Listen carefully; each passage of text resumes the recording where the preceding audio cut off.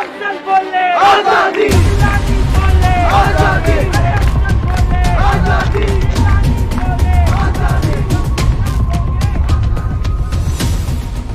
ये JNU जो है ये इसमें देशद्रोही लोग ही पनप रहे हैं और जो राष्ट्रवादी लोग हैं वहाँ जो पढ़ने चाहते हैं उनको पढ़ने भी नहीं देते। तो इनको अंदर जरूर डालना चाहिए, पहले कटघरे में खड़ा करके फिर उनको जेल भेजना चाहिए। नमस्कार दोस्तों, मैं हूं संकेत चतुर्वेदी और संवाद न्यूज़ इंटरनेशनल पर आपका बहुत बहुत स्वागत है। आज हम वक्त के उस दोराहे पे खड़े हैं जहां हम वक्त के सिर्फ दो ही रंग देख सकते हैं। पहला है सफ़ेद, दूसरा है स्याह। पहला है देशभक्ति का और दूसरा है गद्दारी का। तो इस पूरे विषय पर मौन न बैठिए, हम कोशिश करेंगे आपको जागृत करने की, आप कोशिश करें हमें जागृत करने की। तो आइए शुरू करते हैं महाभारत भाग 1। जिस चोले को पहन शिवाजी खेले अपनी जान पे, जिसे पहन झांसी की रानी मिट गई अपनी आन पे, आज उसी को पहन के निकला। मैं कोई भविष्यवक्ता नहीं, फिर भी साफ साफ देख पा रहा हूँ आज का दौर अभूतपूर्व है। ये जमाना दशकों तक याद किया जाएगा।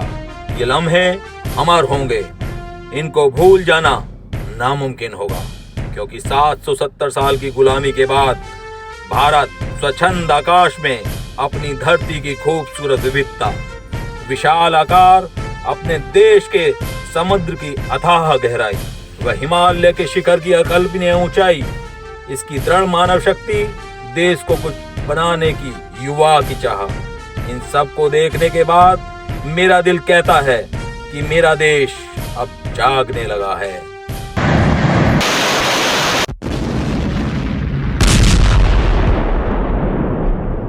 पहले प्रधानमंत्री और आज के प्रधानमंत्री में क्या फर्क है? फर्क बस इतना है कि आज जो प्रधानमंत्री हमारे भारत देश का है, उसने हमें गर्व करना सिखाया है अपने आप पर, अपने भारतवर्ष पर। मोदी जी ने सबसे बड़ा काम 370 हटा के किया है। सेकंड नंबर का काम है राम मंदिर का। 492 वर्षों से जो काम अटके हुए थे वो राम मंदिर बना के हिंदुत्व की जो उन्होंने काम किया है, हिंदुत्व के लिए वो सबसे बढ़िया काम किया है।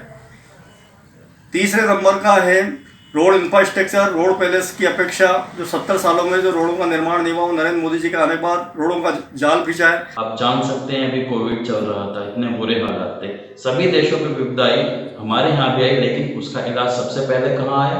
भारत में आया, जो आज सारे देशों को वो वैकेशन सब भेज रहे हैं।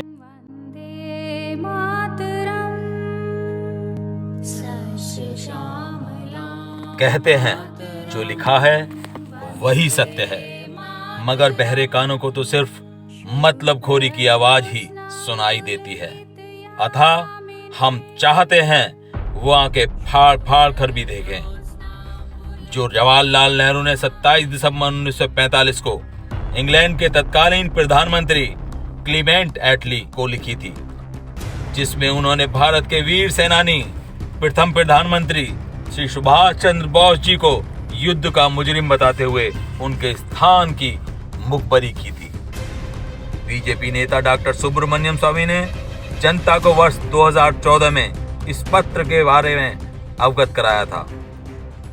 वास्तव में एटली ने कहा कि सुभाष बोस के कारण हमने इस देश हिंदुस्तान को छोड़कर जाना पसंद किया और गांधी थे, गांधी के हाथ में छोड़कर गए। सुभाष बोस ने तो झंडा फहराया था अक्टूबर 21, 1943। उन्होंने एक संशोधित जनगण मन भी उसमें उसकी गीत हुई थी, जिसमें जो रविंद्रनाथ टैगोर ने जो अंग्रेज़ों की प्रशंसा में जो शब्द रखे हैं उसको हटाकर उन्होंने संशोधित किया, परंतु ट्यून वही था। और आज भी मैं समझता हूँ कि हमारी भारत सरकार ये जो आज जनगण मन गाई जाती है, उसके जगह में जो सुभाष जो बोस ने जो संशोधित जनगण मन दिया उसी को राष्ट्रगीत मानना चाहिए। और जो दरअसल हम यहाँ पर किसी भी व्यक्ति विशेष के बारे में बात नहीं कर रहे, बात उस पत्र की है।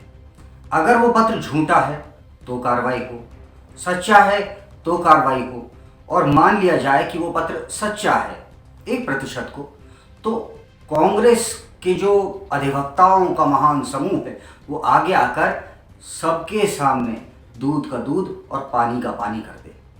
हाँ, दूध का पानी ना करे। अब हम आपको बताने जा रहे हैं कि हम सुभाष चंद्र बोस को भारत का पहला प्रधानमंत्री क्यों बोल रहे हैं। दरअसल बात 15 अगस्त 1947 से 45 महीने पहले की है, जब भारत की पहली आजाद सरकार की घोषणा सुभाष चंद्र बोस ने की थी और दुनिया के कई बड़े बड़े देशों ने इसको मान्यता दी थी, जैसे कि जापान, जर्मनी, बर्मा इत्यादि। मगर यहाँ जो बात हमें सोचने पे मजबूर करती है, जिन लोगों ने हमें यह तथाकथित आजादी दिलवाई थी, उन्होंने तब देश को आजाद क्यों नहीं माना? क्या वह आजादी तभी स्वीकारते जब उन्हें ही प्रधानमंत्री बनाया जाता? अब हम आपको बताने जा रहे हैं कि कांग्रेस का अर्थ दरअसल होता क्या है। कांग्रेस का अर्थ होता है कि आपका उद्देश्य बहुत बड़ा है और उस उद्देश्य की प्राप्ति के लिए कई सारे लोग, कई समूह एक साथ आ गया है। तो सिर्फ कांग्रेस पार्टी ने इस देश को जिताने में, इस देश को आज़ादी दिलाने में कोई अकेला उनका योगदान नहीं था, उसमें बहुत सारे लोग भी शामिल थे जिनके नाम हम आज तक जानते भी नहीं। 15 अगस्त 1947 को जो सत्ता का हस्तांतरण हुआ, हम आप लोगों को बताना चाहते हैं उस आजादी के शब्द में भारत का विभाजन भी शामिल है, 21 लाख भारतीयों के कत्ल भी शामिल हैं, न जाने कितनी औरतों की इज्जत आबरू भी शामिल है। यह भी ध्यान रहे कि उस वक्त भारत का इतिहास वामपंथी इतिहासकारों के लिए लिखा और नेहरू जी को चाचा बनाने के चक्कर में तथा गांधी जी को राष्ट्रपिता बनाने के चक्कर में सुभाष चंद्र बोस, भगत सिंह, चंद्रशेखर आजाद, अशफाक उल्लाह खान तथा अन्य के बहुमूल्य योगदान को नीचे करके दिखाया गया। परंतु याद रहे, सूर्य स्वयं अपनी पहचान है और भारत का अर्थ होता है सूर्य की तरह चमकदार।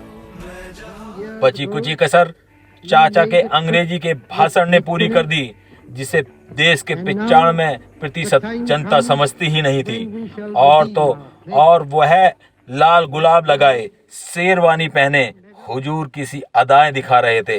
हमारा यह मानना है कि गांधी जी कभी भी राष्ट्रपिता नहीं हो सकते, हाँ राष्ट्रपुत्र जरूर हो सकते हैं, और हम सदैव उनको उनकी तरह मातृभूमि पर नौछावर होने वाले भारत माँ के सपूतों को सदैव नमन करते रहेंगे।